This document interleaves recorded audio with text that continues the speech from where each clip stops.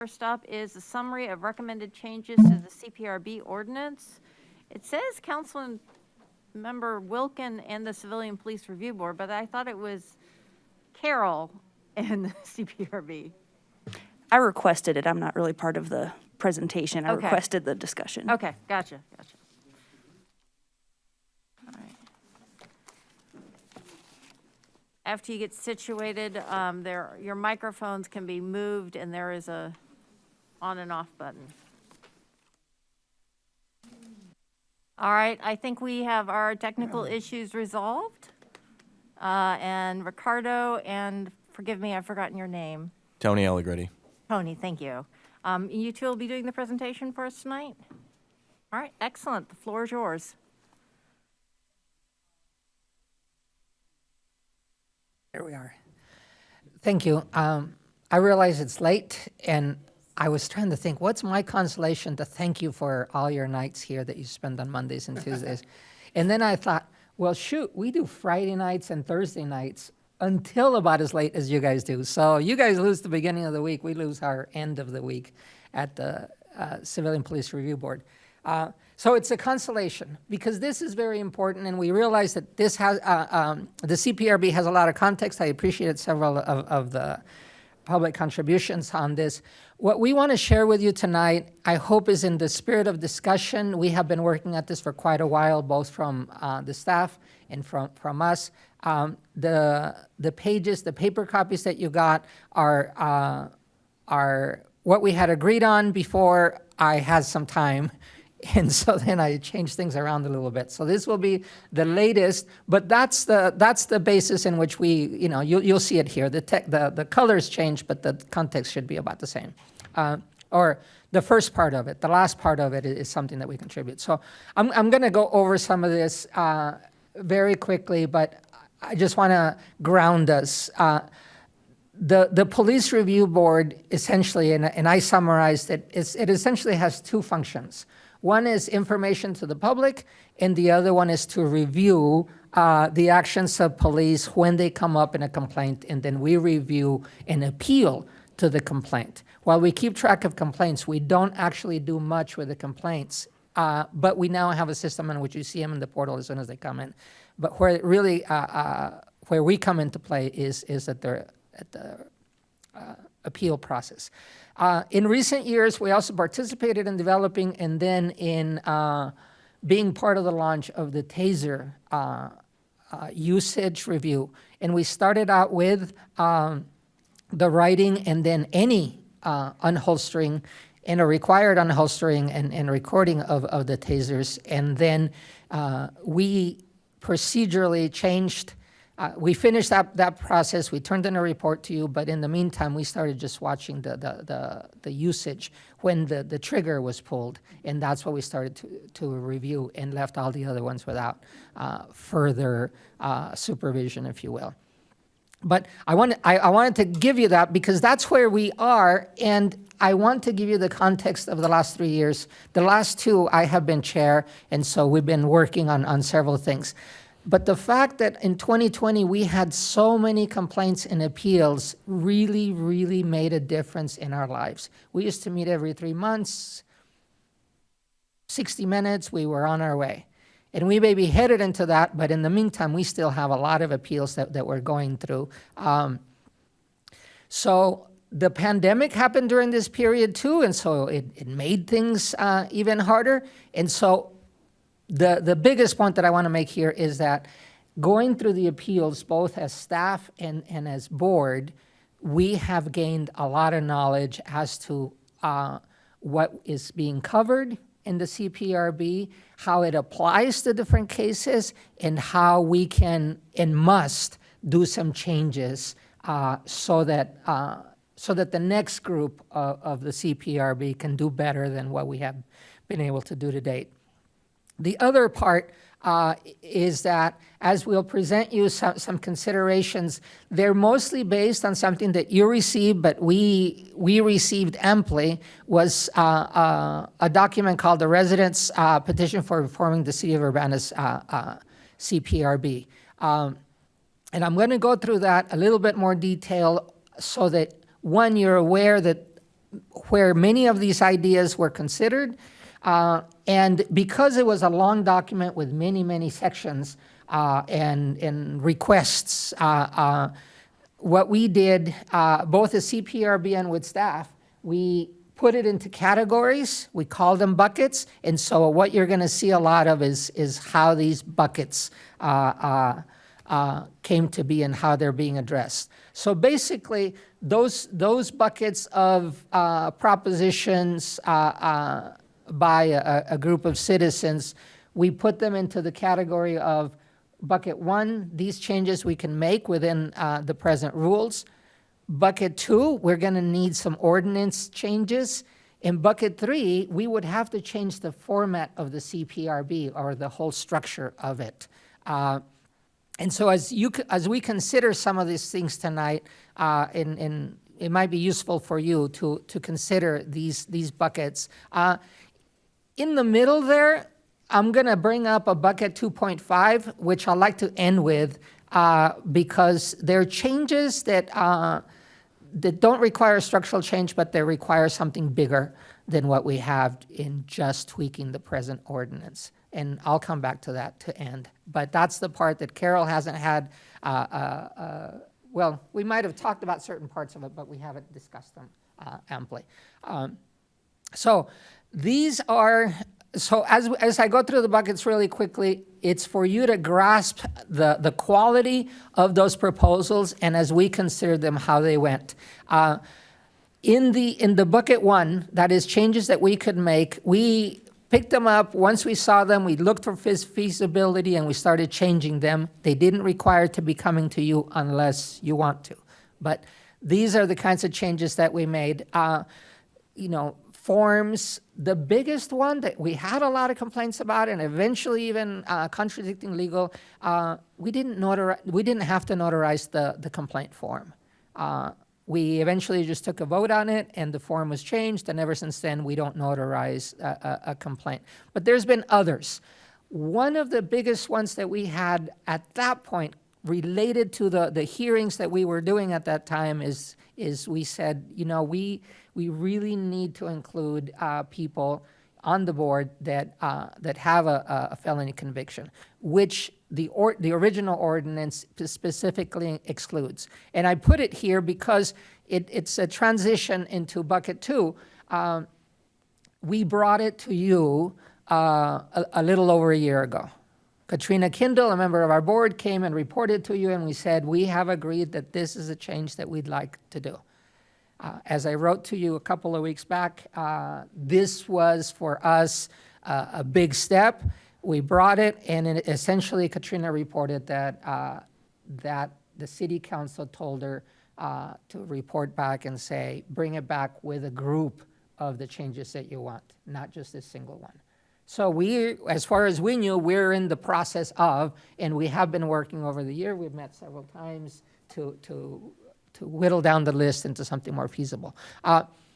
So then bucket 2 is really what you would anticipate receiving from us, but it's also very much of something that we have, especially through the hearings, had a lot of contributions. There's a lot of commas, a lot of definitions, and then there are those proposals that were given by the residents' letter that you see here.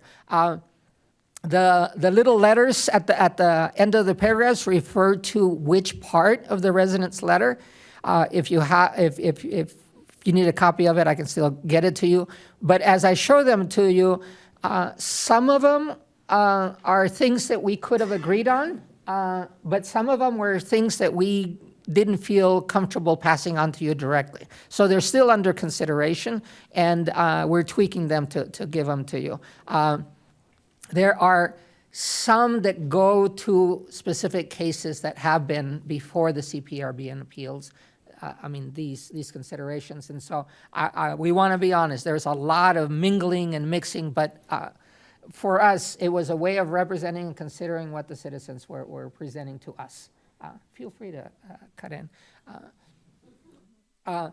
So anyway, so as we put these in and considered them, we are playing a role in coming to you at a crucial time, yes, but we're here for the long run, and we want to make sure that the CPRB does what the citizens, and we hope what the council also wants it to do, and that is be a body that gives accountability, that gives the public further trust in the police. We don't have, as somebody mentioned before in one of the letters, personally, I have seen and learned quite a bit about the police department, and we're not doing too badly. You look at the national scene, and we have some things to brag about, or maybe many.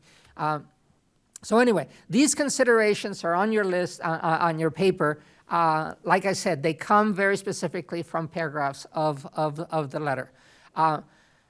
So this page are some of the things that we've been working on and that we'd like to spell out because they are the ones that are turning into specific proposals for you. We have to revise our procedural manual for some of what we do, especially in hearings, but we're going to need some help. There's definitions, there's parts that the ordinance doesn't provide for, and so we will come back to you. On the taser side, we have started acting really without an ordinance coverage when it comes to what we decided to do, which is only the times that the trigger is pulled will we look at the case. There are too many instances in which tasers are being unholstered. Luckily, we don't have to listen to the camera anymore. They used to have the only camera in the room. Then the cars had a camera, but now every policeman policewoman has a camera. So the taser cameras no longer help us. So anyway, there are other things like when can we do a dismissal of a complaint? Because right now the ordinance gives us essentially 3 options that we have to use, and sometimes it has messed up anything that we have to say because the specific way in which you have to report back basically says, do you agree with the chief's report or not? And sometimes it wasn't even the chief that wrote the report, so how do we agree with the chief that, that kind of stuff. So the last 2 there are procedural ones, but we need cover as to how we run a hearing because the procedures right now, we're stretching them. And then the last part is Carla and I have been working for the last while. We generated a 5-year report for the CPRB, and we're working on the last 3 years, and then we'll be current. We're almost there, and you'll get to see the numbers. You'll get something that has never been done before, which is a listing privacy protected, but of all officers and how many complaints there are about them. It's something that we've been working for a long, long time. So that's something that we're working on. The 3rd section, as you see here, is one that we mutually agreed very fast. The next level up for a review board, at the time we were thinking, is a board with investigative power, which would require us to basically step off because I don't feel like I have the training to do that. And then it would require probably more money being spent to have that kind of board. I have a friend in the Philly Police Review Board, and it is more than a full-time job when it comes to investigating. So anyway, so that's what we did for the buckets from the citizens, the residents petition. The last section I want to show you is other things that worry us, and especially myself as chair. The biggest one right now is that, darn it, I can't get a quorum very easily. We have 6 members, but one has been sick for a while, which means now I have 5, and lining everybody up and getting everybody to have 3 board members under the circumstances, at least, has been very hard. The last 6 or 8 months, we have canceled more meetings than we should, but especially for fairness, both for police and for the person appealing. It's just really, really sad. So we are starting soon a church tour to visit and ask the pastors and other people to consider applying. And we come back to the part of we need to put before you that you consider and take whatever measures it is to look at why there are exclusions on the ordinance for people with felonies and with people with law enforcement experience. Right now, it spells out that it's federal, state, and local. We have had applicants that have had experience, and darn it, it hasn't been good. Go ahead. It's beyond just a felony conviction. If you read the language of the statute, it says any plea to a felony. So you could theoretically plea to a felony, get some sort of expungible probation. Under the ordinance, you could read that that person could be removed or not allowed on the board. It's a blanket, any felony that can be driving on a revoked license, retail theft for the prior. So, you steal a candy bar twice from the Quickie Mart 2 different times, you're a felon, which is charged in this county. I've seen it, as in my own. He's a lawyer. He's got those specifics. I've seen those cases in prior work I've done. So, it's not just someone with a prior murder conviction or a serious sex assault. It runs the whole gamut. So there is some middle ground potentially if the board or the council is concerned about blanket reversal of that to a blanket allowance. There's some middle ground there if there's concern about opening up the floodgates to just anybody. But well, and there's 2 counters already that happen. The mayor appoints people. We interview them. We could easily at the interview exclude somebody. And also, there's supposed to be 7 members of the board. If one person is particularly slanted one way or the other people outvote them.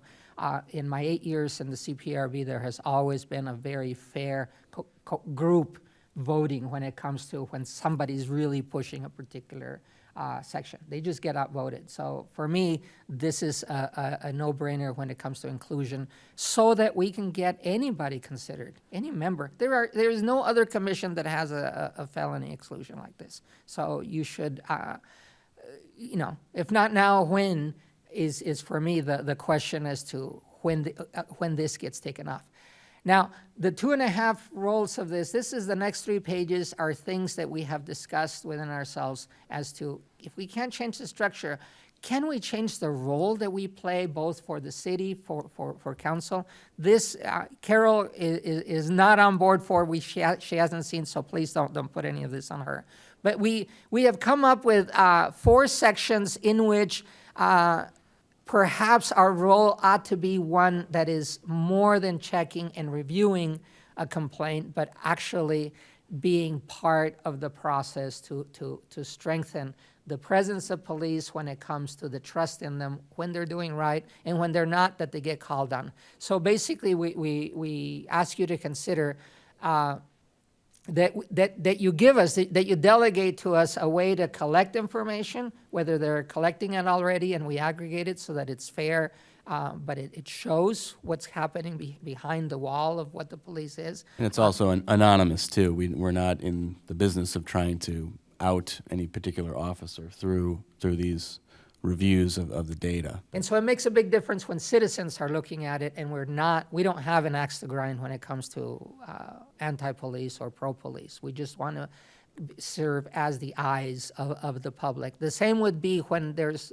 deliberations reports that have to do with the police. We'd like to be part of that. Or the last one is that the complaint process itself needs to be changed at times, and we don't have full process of that. We don't have mayordomia, stewardship over that section. The last part that you should know about by now, but that it's coming anyway because it just went into effect. Go ahead, Tony, because these 2 parts are hard. Sure. So some of these things are regarding how the Safety Act that's currently on hold, pending the lawsuit that's going on with the state's attorneys, I'm sure you're aware of. But most of these things are not regarding cash bail. Actually, none of them are regarding cash bail, which is what the main point of that lawsuit is. These are just sections of the ordinance. The first one, 19-28. This, I think, has already been changed. However, it's not reflected in the ordinance, so we're just seeking that this be cleaned up regarding a verified complaint. We've removed the notarization requirement. Law under state law removes any requirement that there be a sworn complaint. So that's, we think, kind of an easy, low-hanging fruit one to change. The second section, 19-26, we're asking that we be given more access to information that's contained or controlled by the city, remove the ability of the city attorney or other officials to redact this. We think this is fair to give us more access because we're already required to maintain confidentiality. If one of the members were to somehow break that confidentiality, disclose things that weren't, that shouldn't have been disclosed, they can be removed from the board, possibly face other sanction. 19-37, the suspension of proceedings. This comes into play when we get a complaint from a complainant. It doesn't necessarily have to be the one that's subject to the suit. It could be someone who witnessed the account, and if the incident involves either a criminal case that's been filed by the state's attorney's office, or there's even the whisper of a civil suit against the city, someone will claim the recipient of the alleged misconduct will claim, I'm going to sue the city. That shuts down all the review. 9 times out of 10, maybe 99 times out of 100, that lawsuit never shows up, and this incident doesn't get reviewed. So we're asking that the mention of a criminal, or the fact that a criminal case has been instigated or charged, not preclude us from reviewing it. Whether or not, there is a criminal case against somebody, alleged misconduct by the police should be reviewed regardless of if there is a conviction by that individual, because it may not be that individual who's actually complaining. The second thing regarding the civil matter, we're requesting that until the case is actually filed, we'd be able to review this because, again, we think it's a very low risk that there's actually a civil suit with a lot of the things that we're actually seeing. 1938. Actually, before you go on ahead. that, there are already cases that have been suspended. They're just floating out there, and they're not necessarily coming to us because there's no specificity. We're working on that list with Carla of what cases have been suspended and never came back to us. That's a big hole in the transparency that we would have over cases. Go ahead. Sure. And then in 38, the information sharing, we're asking for access to internal investigations without police authorizations. Currently, we need to get police authorization. Again, the board members are subject to non-disclosure. It's part of their requirements to serve on the board. That's included in the other part of the ordinance. They can easily be removed by the mayor, which we all serve at the pleasure at on the board. We don't think that would be a major issue if we were allowed to have that access. Again, this goes along the lines of what we were talking about in bucket 2.5, is to provide a broader use of this board to review aggregate data and see if we can identify trends and bring that to the attention of either the police or the council to hopefully prevent certain things from happening or stop things that we think are happening. I think, we're on the next slide. Well, it's the last one, but we want to finish with this in that we realize that you are all, both city and council are in a context that has many other branches, except that we are charged with a specific part, which is our title would say it, that we are a review board for the police. We are the review of appeals right now, and we're saying, well, if you want a group to be reviewing the police, then we would be it, but you have to change then there. Whatever it takes, whenever it takes, that's on you. We're here to provide information and to provide the mechanics of how citizens, residents come up and have contact with the police. We have other details, but of course this is always too long than compared to, but we finally came to see you, so. Just a couple other things with changes to state law. All misconduct records now have to be permanently retained. They can't be destroyed. We just think this is additional justification to give us access to those records to review them, make sure that they're still there, they're not going anywhere, and point out any concerns we have in in police policy or violation of the policy. There's an establishment of a professional conduct database that is retained by ILITSPA, which is the Illinois Law Enforcement Training Standards Board. What that does is, what they're now required to do is maintain a database of that's available to any chief of police, administrative officer, or a designee. So we're proposing that the CPRB be made a designee that would have access to that database, and that would be used to screen new hires. We envision an idea of potentially having those new hires be brought before the CPRB. They can be interviewed, discussed. We would have access to any potential records that are in that database and be able to review that. It could also be a position or a place where public comment could be directed at that particular hearing. It'd be handled by the CPRB at first, and pardon my ignorance, I don't know exactly what happens when a new hire is hired. If I don't know if the council has to approve it, but whoever would sign off on it, we could put our recommendation forward to them. But giving us access to this information could, again, just be another screening process for a new hire that comes to the city.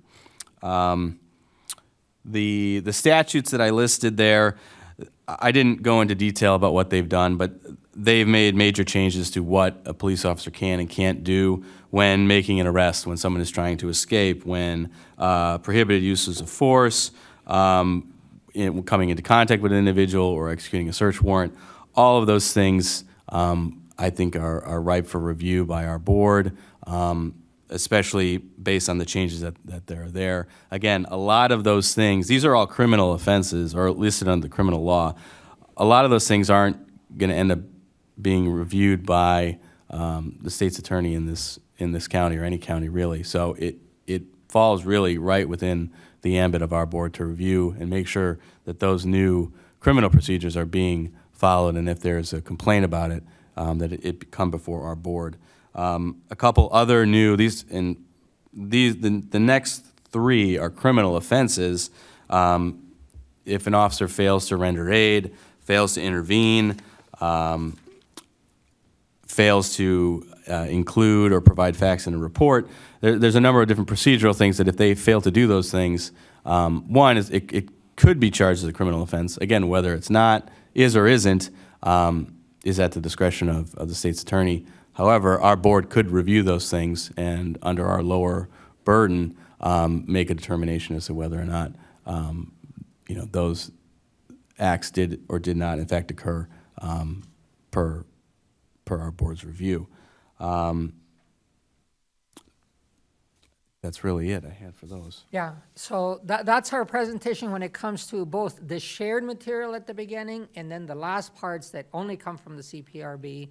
We want to be of service to the community to build that trust. I believe in our police department and the story that they can construct, but having access to the information only helps them. And it's very hard, I have seen, for people to share information, but as you'll see when we come out with a report, the number of complaints against our police is actually quite reasonable. And people should know that too, instead of building up and conjuring an enemy. All right, questions for Tony and Ricardo? James? Yeah, thank you very much for this. I'm finding a lot of things in here that make sense. I'm finding some things in here that I'm not sure make sense. It would be really helpful to get a copy of this, because I found things in the presentation that didn't quite line up with this previous version, and I'm sure that's because of the editorial process, and I'd like to have them to look at. I did have like one really specific question. If you could roll back to almost the very beginning, maybe the second slide.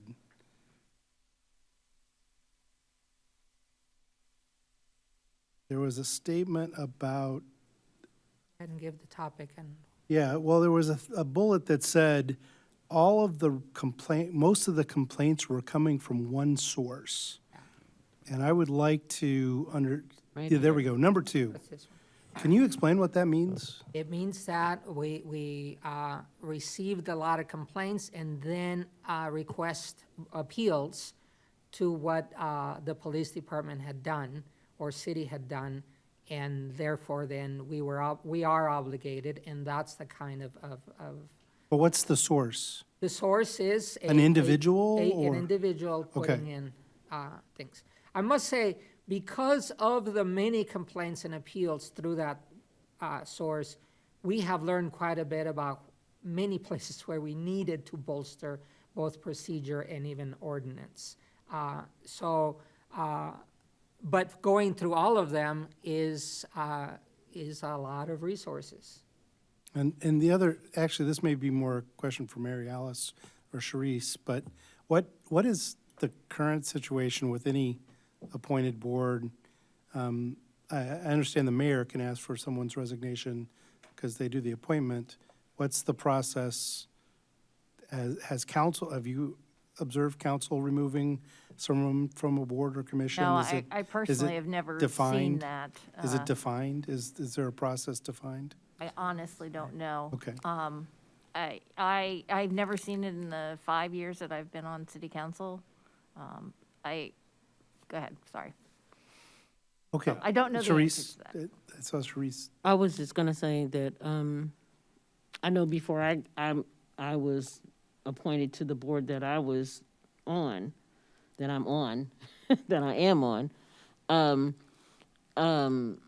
I was, number one, asked if that was a board that I could be on. And it was because of my background in education and stuff like that, that I was even thought of. And I would think that I think the issue, at least and I don't think that, I've never known Mayor Marlin to ask somebody to resign or leave. I think if, I know there are people who do for whatever reasons they can, but the other thing is that I thought was a good idea, because I kind of saw that when it was said that people could come and talk to the city council or interview kind of with the city council or have a statement or something like that. Some people have done that. They have before we appointed them, before the vote came up. But it's not a requirement. Like during this time, we had so many appointments just for this seat right here. Because people were sick, people left, and whenever there's an appointment, people have to come and present themselves to city council for city council, but I don't recall it being like that for boards or commissions. But some people I do recall a few people coming in. That's getting to a secondary point, right? So Yeah. the first question Right. was in terms of, can city council remove a member from a don't board? think And we at can. I least from think this mayor can. highlight here, it looks like only a mayor can Yeah. Okay. in the ordinance. But separate, I think one of the things that you were talking about was having potential members come to city council, which is not something that we have done in the past, not to say it's not something that could be done in the future, before appointments are made by city council. Did you have other questions, James? Well, I was just going to follow up and say, some of the things that I think I want to know more about are areas where the suggestions move into the realm of what I think might be council's responsibility or might be misconstruing the responsibility of council versus the mayor and the kind of government that we have. And I'm really concerned about the suggestion of what sounds like prosecutorial responsibility that you were describing a little bit earlier, which the city has no place of stepping into discretionary prosecution. No, Well, you said if the state's attorney's not going to do it, we're going to do it. And What I was saying is if someone were to bring a complaint under what is now been outlawed, you know, we're not a prosecutorial board. We can't even get a police officer to show up in front of our board if we wanted them to. So it would be just a review of the conduct, and, you know, we look at whether or not they're following policy, and if those are now outlawed per state law, I think that's something that's within the board's purview of reviewing. I'm not saying, I mean, we don't have any prosecutorial authority. What I'm saying is prosecuting police in general, not just in this county, in this state, in this country, is not something that is done with any regularity. It's increased, but it's not something that you're going to see any local prosecutor pick up a torch and run with, absent some few jurisdictions. But it's a place where I think the board can step in, be an outlet for complaints about certain things. And there may be nothing there, but it provides that sort of oversight that the community is looking for. Just a clarification, presently, the CPRB has the opportunity to review a case, but what we are left with as a decision is only to support, not support, and we'll be asking for dismissing a case because sometimes it just shouldn't go on. But we don't have any power whatsoever, both in the legal sense. We can send a letter, notes, to the chief. When it comes to the tasers, we can say something that maybe the policy ought to be changed, and that's it. We have no power whatsoever as to the conclusion of any one case. And we wouldn't under what we're proposing.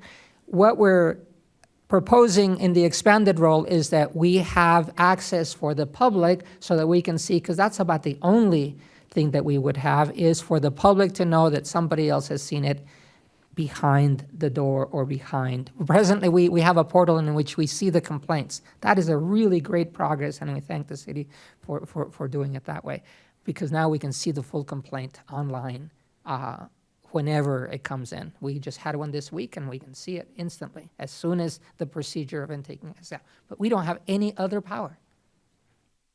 Just because we see that complaint doesn't mean we review it. We don't have any authority to take it up. It's just someone has filed a complaint, we're able to look at it.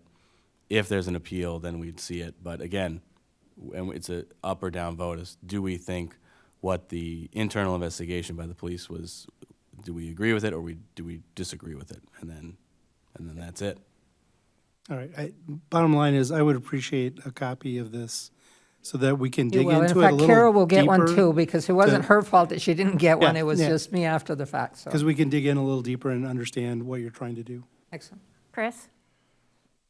Yeah, well, I'm going to say at the outset that everybody is going to disagree with everything I'm going to say, but I was there in 2011. Let me hit on some fast points here. Number one, you're asking for a felon to be on your board. Well, the reason that got put in, that there was a prohibition against felons, was we had two guys warming up in the bullpen ready to go on the board in 2011, but because the police wanted retired police officers on the board. So that was the trade-off. All right, you're not going to have police officers on the board. Well, you're not going to have felons on the board. So that's how that got done back in 2011. My thought was always, why can't we have a representative from the public defender's office? Why can't we have a representative from the state's attorney's office, the judiciary, and the College of Law on the board to kind of give expertise in terms of, you know, the legal realities? I mean, Tony, you know, you run into this. Well, when the officer grabbed my arm, was that against the law? Yes, no? I mean, who knows? You know, but legal expertise would help if we had that. But anyway, if you ask for felons, I'm pretty sure somebody's going to ask for retired police officers. The question becomes, are they biased?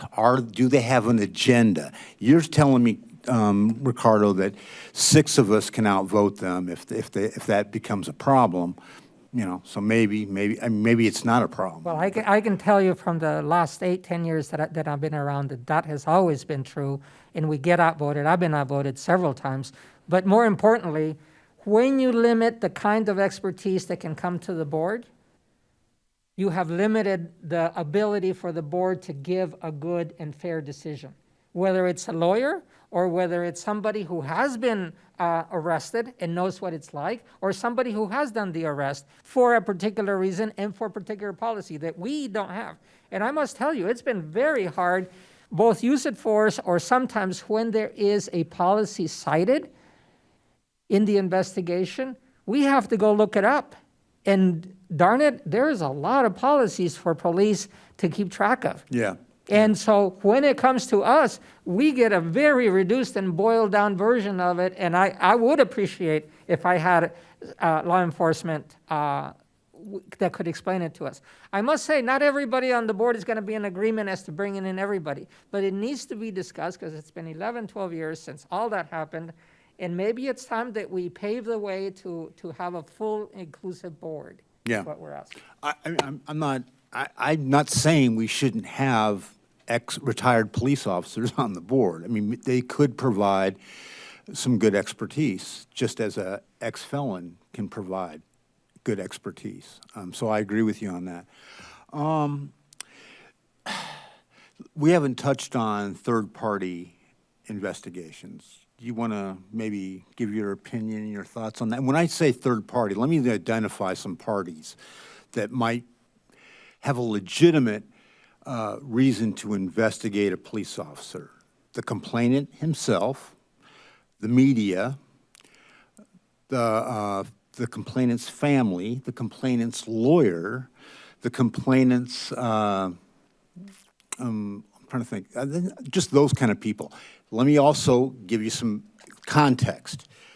Back in 2015, we saw what happened, how the city of Champaign handled the Officer Matt Rush case. If you remember that, they emptied his entire personnel file to the News Gazette. They gave every video and dash cam video to the News Gazette. And he was tried in the media. Didn't work. The arbitration system overruled Chief Cobb's firing of him and put him back on the force. Eventually, they had to pay him $50,000 to leave. So what I'm saying is that it was, I don't know, the public was kind of relieved and appreciated the public nature of the way that particular case was handled. It wasn't secret. So the problem with you guys that I'm hearing is that you're private, you're secret, and nobody else can investigate but the police. Not even you can investigate anything. So let me dump that rant on you and you respond. Well, let me abstract from it in a second, but let me add one more person to the possibility of complainants. There have been a couple of times in which we saw that something happened, and as members of the board, we knew enough that we would like to lodge a complaint ourselves over something that we see in the system. We have currently no procedure for somebody who has seen it enough to raise the flag. It wouldn't matter because we don't have a way to lodge a complaint ourselves. So that's up for consideration. I must say, it's not only a touchy subject, there are many angles to that subject as to who can lodge a complaint for what. So to abstract now is let's say that we write the letter of what you would like the CPR to be in order to build trust between the community, the police, and therefore the city. When you define that, then we can go to the specifics of which parts of a party to voice the complaint. In my estimation, if no one else is able to lodge a complaint, then the CPRB ought to be able to lodge a complaint, even if it goes to another hearing or somewhere else. When something is wrong, somebody ought to be able to call it. It could be council members, it could be board, it could be anybody else. But when it doesn't happen, and one of the first things we see, and I've heard from police that other people consider Urbana police to be, let's just say, nasty. It may or may not be true, but we can't contradict that narrative until we have ways to build the trust and to say, no, they're not. It says right here, look at the complaints, right? We can't even do that under the present system. Yeah, I think a second Chris, function. just give me a moment, please. Sure, It's 10:25. We have 5 minutes left in the meeting. This is what I'd like to propose that we do. I propose that we extend the meeting to 11. We let everybody have one opportunity to have a question. Perhaps you'd be willing to come back in about 2 weeks, once we've had an opportunity to digest some of the information and ask follow-up questions. Does that sound like a plan for everybody? That's a good plan. Okay, so, can I have a motion to extend the meeting to 11? Motion to extend the meeting to 11. Second. Very enthusiastic, Sharice. Oh, Moved by yeah. Sharice, seconded by James. All those in favor, please say aye. Aye. And I'm going to yield my time and let others ask Jaya? questions. Thank you. Thank you all for this presentation. I would reinforce that I'd love to see both versions. And I think, and I don't know if this is more to the staff side, but we have this, what CPRB and staff are working on slide improvements to this procedure manual that will inform changes to the procedural parts of the ordinance, et cetera. I would love to know where we are with those. So if we can get an update on, like, does that mean a discussion has happened? Does that mean that there's been, a tentative policy drafted? If we could get a little bit more information on where are we with those, because I think that's the low-hanging fruit, right? We're going to need some time to work through some of these meatier, more difficult topics, including figuring out how do we remove some of those restrictions for who can be on the board. But there's a whole list of things here that we can be working on, right? And that was one of the things that, I've been waiting on. I know we keep kind of saying, like, we're hearing there are changes coming. So to get a little bit clarity of where we are with some of these things would be really helpful.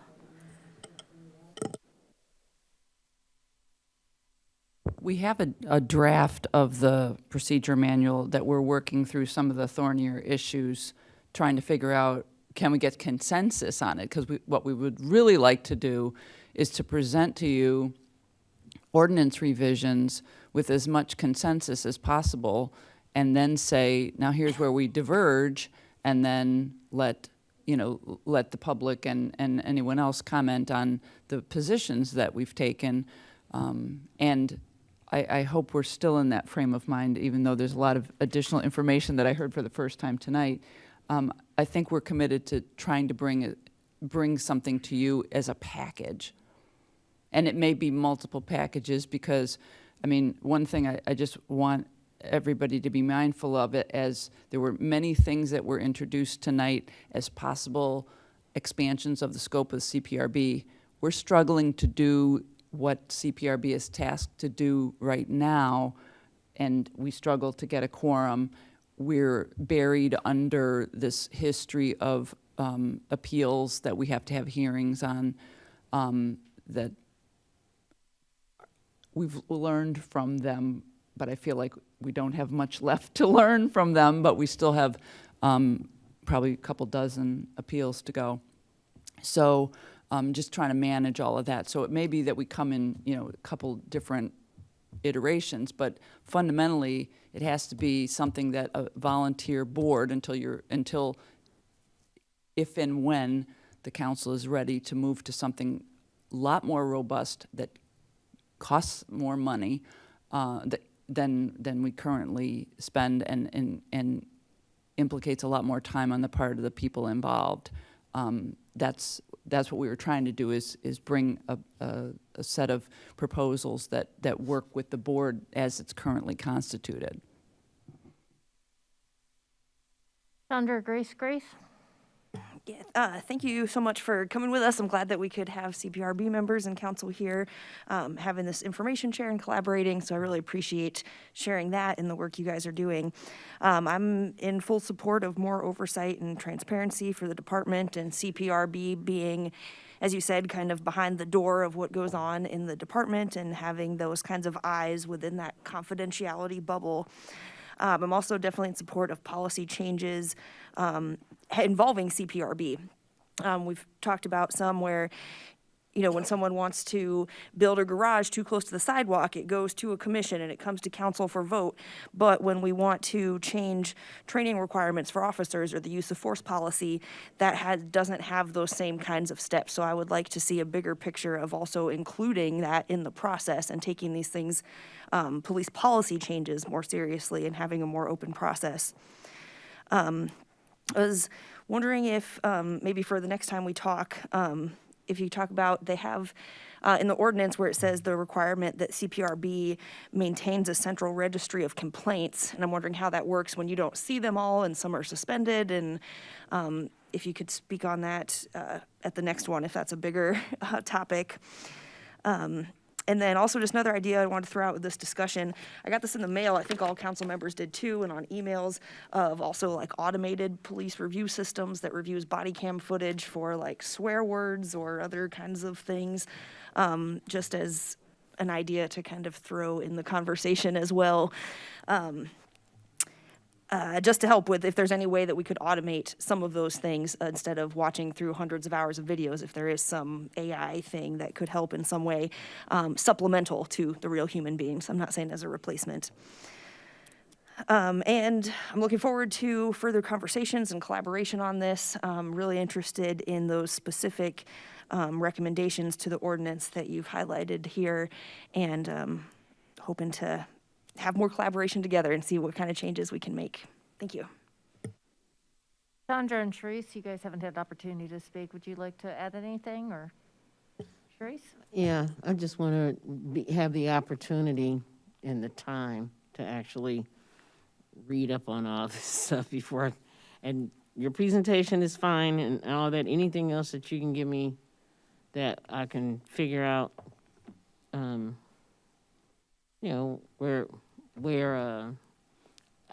I guess the one thing I worry about more than anything is the separation of branches within this. So I want to make sure everything is, well, basically constitutional. is where it falls. I understand there's understand where a lot of the public is coming from regarding this, and I understand how they want you to have powers to do things. But then again, that's a branch of government that's like almost creating another branch of government, or another, at least a twig, to go on to do something that maybe our judicial branch has chosen not to do, or the legislative branch has said, no, you can't do that. I'm talking about the state, of course. And there's a lot more to it than just adding a sentence to an ordinance. You see what I'm saying? So I do worry about, I wonder about that. And I just want to be able to suss that out. I'm not an attorney, but I do Sure. study this stuff. I don't know if we're proposing, violating the separation of powers. It's more of a, at least I look at it as, the mayor's office oversees the police, and if there's a internal audit of one department in one branch, like an auditor, internal auditor, and auditor general, that's perfectly allowable, I guess, and that's kind of where, at least in reviewing individual complaints, that's kind of what we do. We're not tasked with, and I don't think we're asking to get any sort of prosecutorial power here. It's simply to, be an internal watch on what's going on within the police department within individual complaints that are brought up, and possibly talking about expanding and looking at general policies, use of force policies, that sort of thing. So I understand the concern. I don't think we've ever asked for some sort of ability to impose some sort of a punishment or fine or, request to remove something. That is for elected officials and not for us. We're not seeking that at all. But to bring it to those officials' attention, I think, is part of our purpose, or could be. All right, I am getting ready to wrap this up. Is there any last minute thing?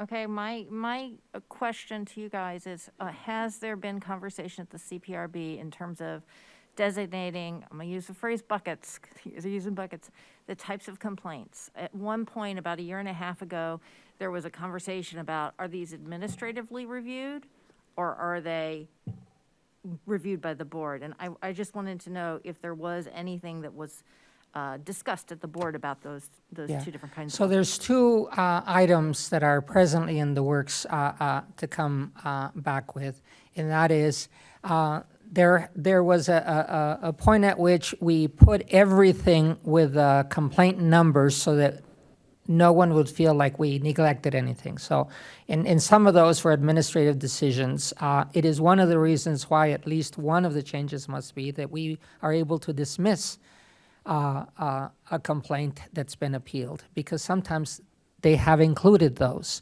that nature of a category. We talked a lot about triaging complaints. I think that, and here I'll go to the money question. When we didn't have an HRO, it was really hard. Everything transferred to Carol, and Carol was intaking, crossing it was a lot, and naturally there were things that came through that, darn it, if we would have had another person on it, it would have been better. Perhaps we need to figure out what happens when the money's not allocated so that somebody isn't hired, so that then that person doesn't do. Because as long as we have Carla intaking those complaints, and they're going directly to her instead of at the police desk, because it is intimidating to put in a complaint about the police with the police. If they go to Carla, she's been excellent to take it in, to start it, and then call back the person and say, do you want to continue, and I'll type it up for you. That kind of support is vital. And especially because if you have it, it does not erode the confidence that outside people have as to what's going on in here. So that would be my answer there to categorizing. At the next meeting this week, we will have a consideration of what do we do about 34, 36 appeals that we have left? 34 appeals, because we need to expedite them. And we're going to have a proposal by one of the members of the board to expedite and just finally give a disposition on each one of these cases so that we can move on. I disagree that we have to have either the appeals finished or some of these changes. It's a parallel track. In my year and a half as chair, it's been regular meetings for long-term stuff and appeals to do the individual cases. And sometimes it's hard to schedule one or the other, but they're not necessarily related. The number you dialed is temporarily unavailable. Oh, good. All right, well, thank you so much. We now, all right, Chandra. Oh, Sandra. So your changes were a lot of it based on the residents' petition. Have you done research on like best practices of CPRBs? Because a lot has changed in the 12, 13 years since this was started. Yes, very much. Actually, Katrina Kindle, member of a board, went to the national conference this year to update us, and we're now members of the national association, so we can get those trainings and update us. We have done research when it came to actually the police academy guy, I forget, but he walked us through some of the options for structure, for example. So we have been learning about those, and that's why we could put the major change off and say that doesn't fit us. But in the meantime, we have to figure out what other changes are feasible and to gain that trust that we'd like to have. All right, thank you very much.